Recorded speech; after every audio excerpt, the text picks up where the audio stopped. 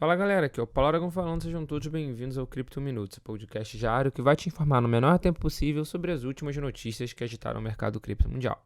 Para começar o episódio de hoje, a gente vai falar um pouquinho sobre a BUSD. Para quem não sabe, a BUSD é, atualmente, pelo menos, a stablecoin que é emitida pela Binance em parceria com a Paxos, é o Binance USD. E no início do ano, a Paxos suspendeu a emissão da BUSD. Essa suspensão ocorreu por causa da pressão regulatória sobre a empresa, sobretudo após os processos movidos pela SEC, que para quem não sabe é CVM americana. Agora, a exchange anunciou que pretende descontinuar completamente a stablecoin BUSD. De acordo com o anúncio feito pela própria Binance, a BUSD será descontinuada gradativamente e deve acabar por completo no primeiro trimestre de 2024. Entretanto, os usuários do BUSD não perderão seu dinheiro, mas precisarão migrar para outras stablecoins. Nesse sentido, a Binance pediu aos usuários que convertessem suas BUSD em FDUSD, que é uma stablecoin que chegou na Binance recentemente. Inclusive, os usuários podem fazer a migração de um BUSD para um FDUSD sem pagar taxas por isso. Já está, inclusive, vigente isso dentro da própria plataforma. Mas a Binance pediu para os usuários acelerassem essa migração, porque eles pretendem encerrar o suporte ao BUSD até fevereiro de 2024. Então, você que tem BUSD, preste atenção, vai lá na plataforma da Binance e faça a conversão por outra stablecoin. Se quiser fazer por essa que a Binance está pedindo, não vai pagar nem taxa. E falando em taxa, a gente vai falar agora sobre a Drex, que é a CBDC brasileira, o antigo real digital. Pela primeira vez na história, duas instituições bancárias realizaram uma transação entre si usando o Drex. No caso foi o Itaú Unibanco e o BTG Pactual, e eles executaram com sucesso a primeira transferência interbancária com tokens do protótipo da CBDC brasileira. Conforme foi informado pelas instituições, o sucesso da transação ocorreu porque tanto o Itaú quanto o BTG já possuem seus nós validadores na blockchain Hyperledger Besu, que foi justamente a DLT que o Banco Central brasileiro escolheu para lançar a Drex. Vale ressaltar que essa Hyperledger Besu é baseada no Ethereum. André Portillo, que é o chefe da área de Digital Assets do BTG, destacou que a vantagem da rede é que nem todos os nós precisam estar instalados para as transações funcionarem. Os participantes dos testes precisam instalar os nós na blockchain para poder emitir os tokens dos 3 ativos que o Banco Central planeja tokenizar nesta etapa: moeda, depósitos bancários e títulos do Tesouro Nacional. Até agora, 10 dos 16 consórcios que participaram dos testes com Drex já instalaram os seus nós. Ou seja, a CBDC brasileira ganhando cada vez mais forma.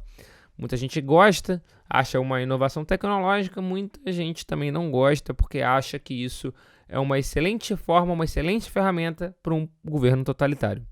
E falando em totalitário, a SEC, que novamente é a CVM dos Estados Unidos, para quem não sabe, adiou nesta quinta-feira, dia 31, as decisões sobre a aprovação ou não dos pedidos de ETFs de Bitcoin Spot, de Bitcoin à vista.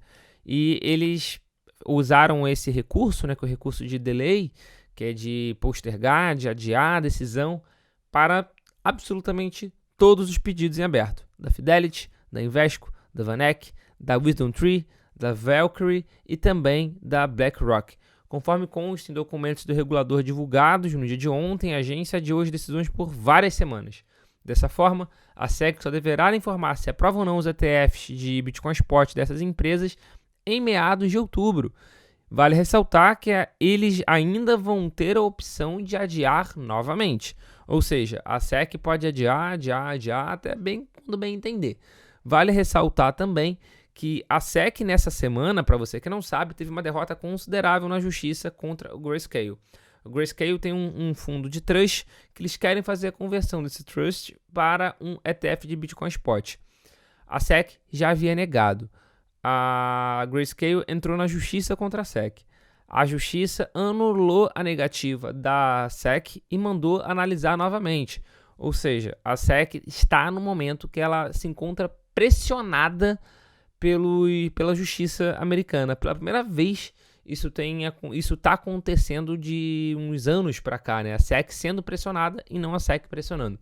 Então, essa decisão da SEC de adiar já era esperada, mas a gente não deixa de estar em um bom momento em relação às aprovações de ETF.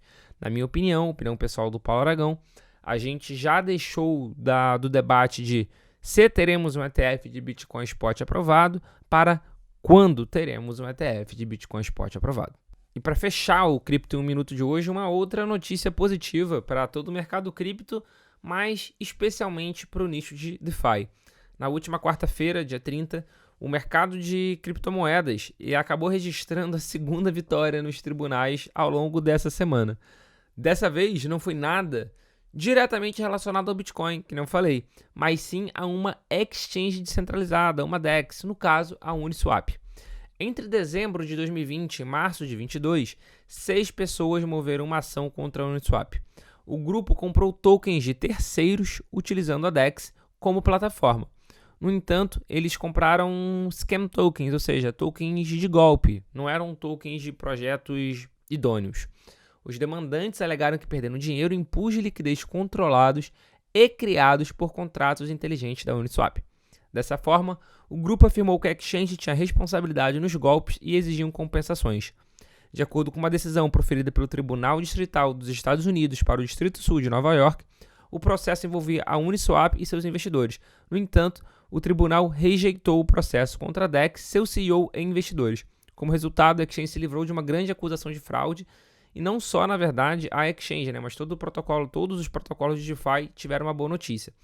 Vale ressaltar que o processo nem foi iniciado. A justiça americana nem deu abertura, digamos assim. Na primeira análise, o processo já não prosperou. O processo já foi cancelado, falando que não fazia o menor sentido.